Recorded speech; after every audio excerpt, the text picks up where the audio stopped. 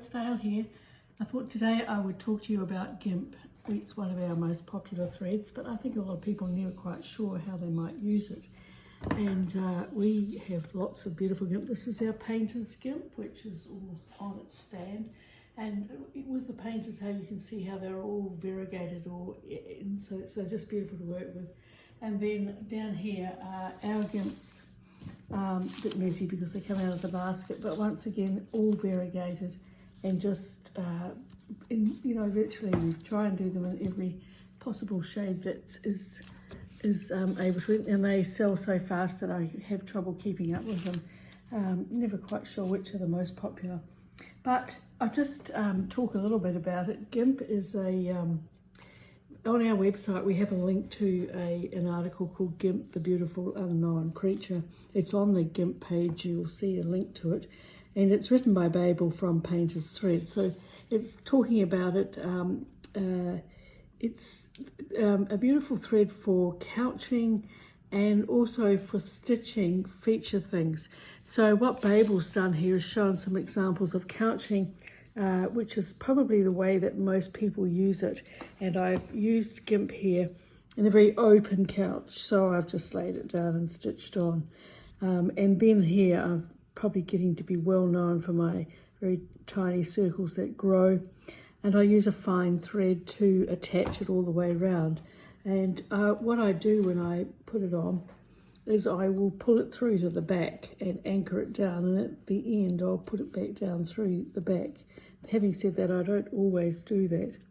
This is another little one where I've just used a very fine thread and I've anchored it underneath. When I've finished, pulled it back through.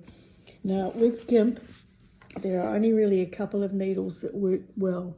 One of them is the Milliner's number 15, and it's got a sort of little blocky type eye, not a long eye, but a sort of short fat eye.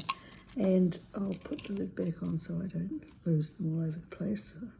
And here it is. I've put it through this little piece of gimp. Now I'll do what I do and just cut the end off, and this tight little will move it back through. I know people try and use other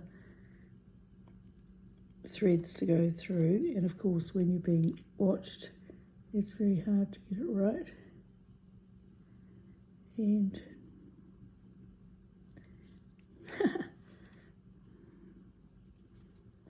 don't trust me, it was in there just before I pulled it out. Should have just left it there.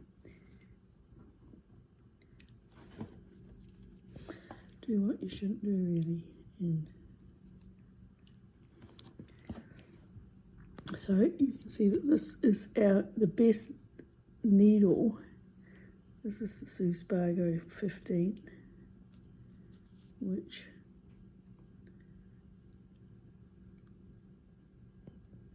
naturally every teacher's nightmare is to be demonstrating something that doesn't work. And there you go, so it's through there quite tight. Now that is not it. I use that one quite often, but my preferred one is a big giant chenille needle, and this is, we sell the 13s, but which is actually thicker. This is a 14. This is your normal. This is about an 18 chenille. I've had them for years, and I think Jan Beanie or Jean Littlejohn told me start with the big and work small. So how easy is this to thread? Through it goes. Now when I start, I might just choose a spot, so I'll go down through here, just pull it down, and on the underneath with my fine threads I would anchor it down and do the same at the end. But you can see how it stitches really well. For different stitches that you might try, and French knots, great for feature things, as well as my favourite couching.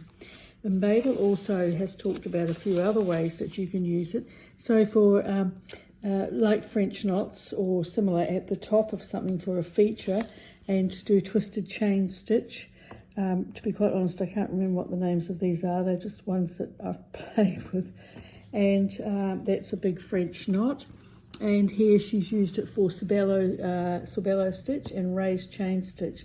So it's effective for something that is a bit of a feature. This is called a railway stitch, so gimp and shimmer. Now, just show you a couple of others.